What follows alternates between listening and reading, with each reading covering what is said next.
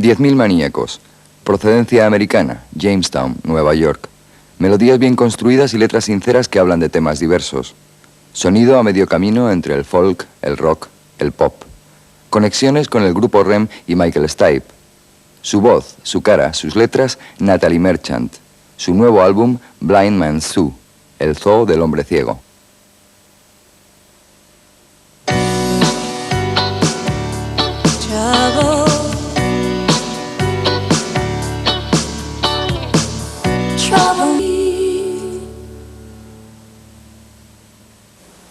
Jamestown, New York, my hometown, by Natalie Merchant.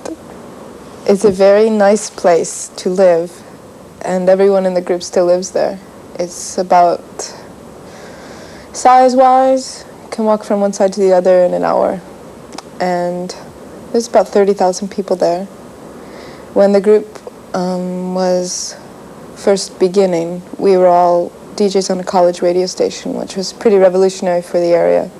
We were playing a lot of the music that was coming from Britain at the time, and a lot of the more experimental music in America, things that David Byrne was doing, and television.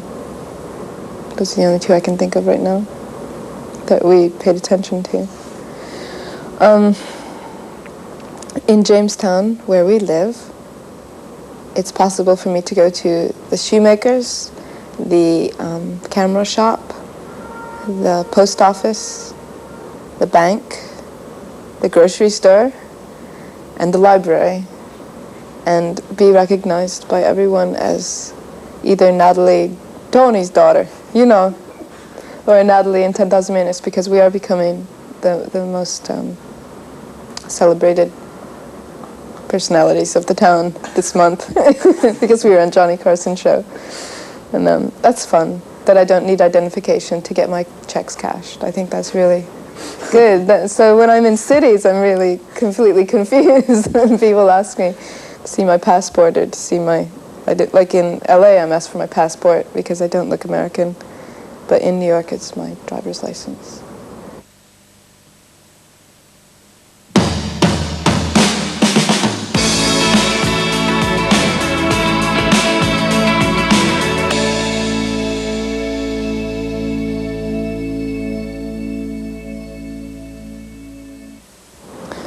We're different from the pop music that is being presented on the radio today, because I don't think we're as repetitive, either lyrically or musically, as most of that music. We avoid a lot of modern technology, synthesizers and the like, that we don't really care for that. We're more of a string-sounding group because of the guitars. And a lot of emphasis is put on the storytelling within the music. And I think there's lots of, we're going against a lot of what's happening in music today, dance music, which isn't really that descriptive. It's more establishes a mood and a phrase that is drilled incessantly into the head of the listener. We're not really like that. We concentrate on other things.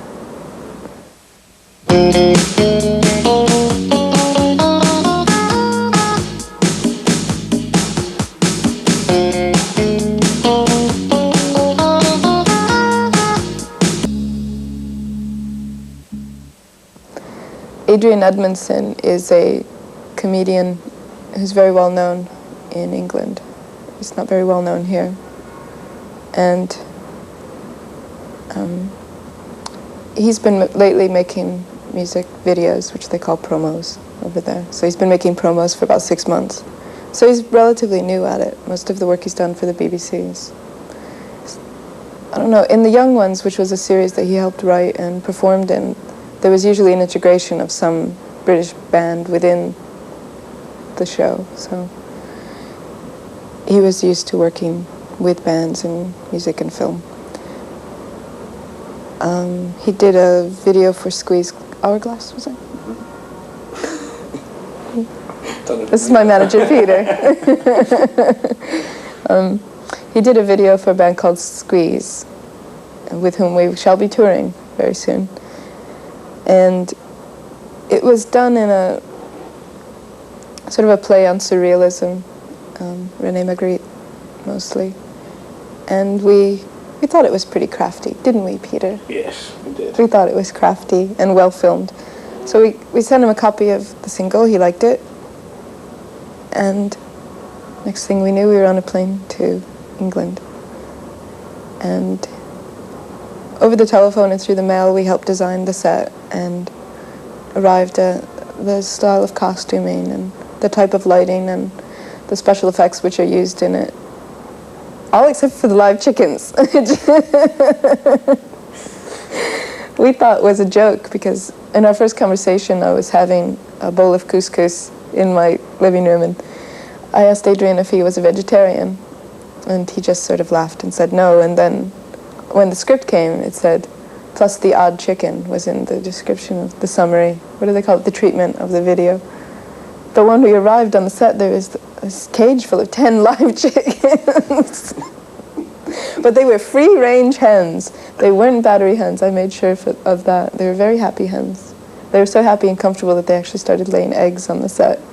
And the man who was handling them was saying that chickens don't lay eggs unless they're very comfortable.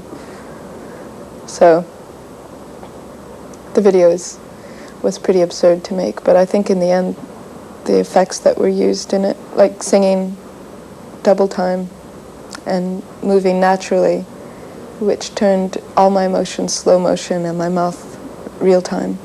I thought that was very crafty because it's very subtle. And in some sequences, it just looks as if I'm maybe just moving slowly.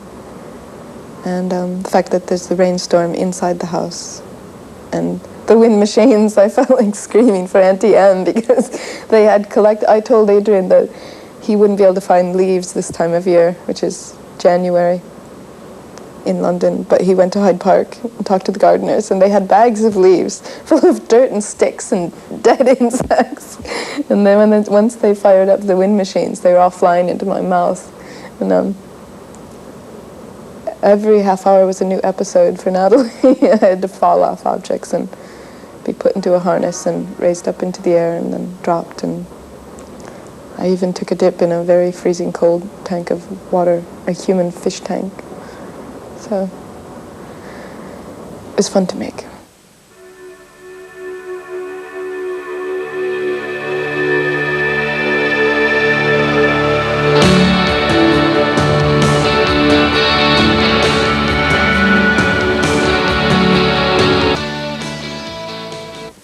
I find it really inspirational to be singing and see people, complete strangers, who are listening and singing along. Obviously they have the record and they've read the lyric sheet and they intimately know something that I thought in my own home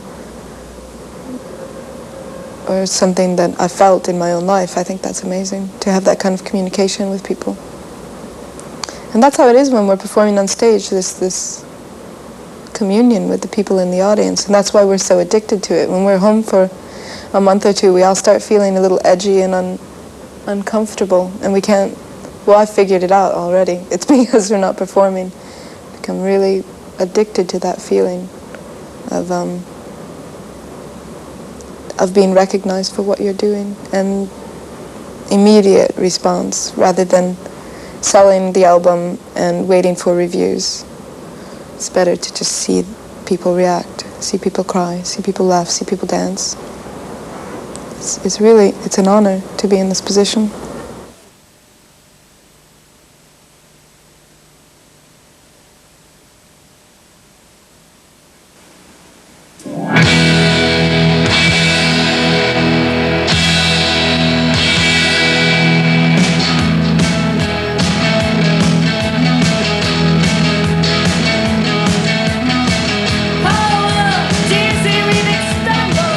Detail, chances to quarrel, and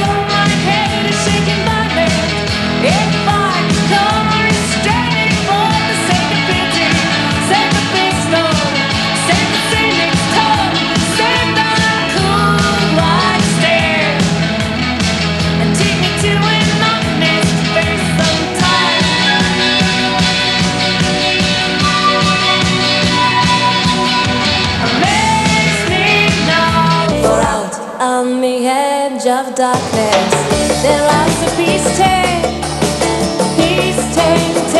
this country, come take me home again. Peace take sounding louder, ride on the peace take. Come on the peace take. Peace take the holy roller, everyone jump up on the peace take.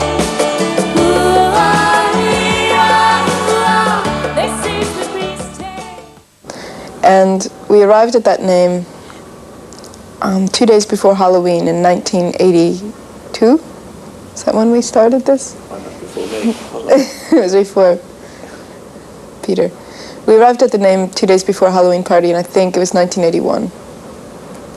The group was fluctuating all the time, and the members were coming in and out, so we weren't really attached to the band at that point. It was just a collection of whoever was available. We even had a saxophone player back then. And we were doing all covers, mostly ska and reggae. It's pretty absurd. We were billed as a reggae band for a long time.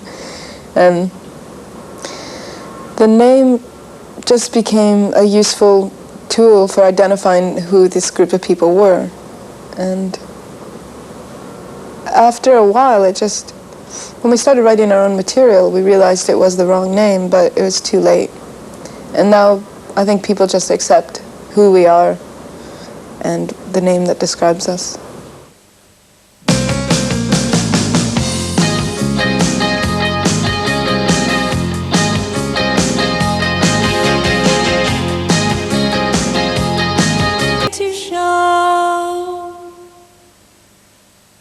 When we finish touring with Squeeze, we'll go home and write for a while. We'll have a period of relaxation from the road, which is pretty essential, and then we'll tour a bit more and then record.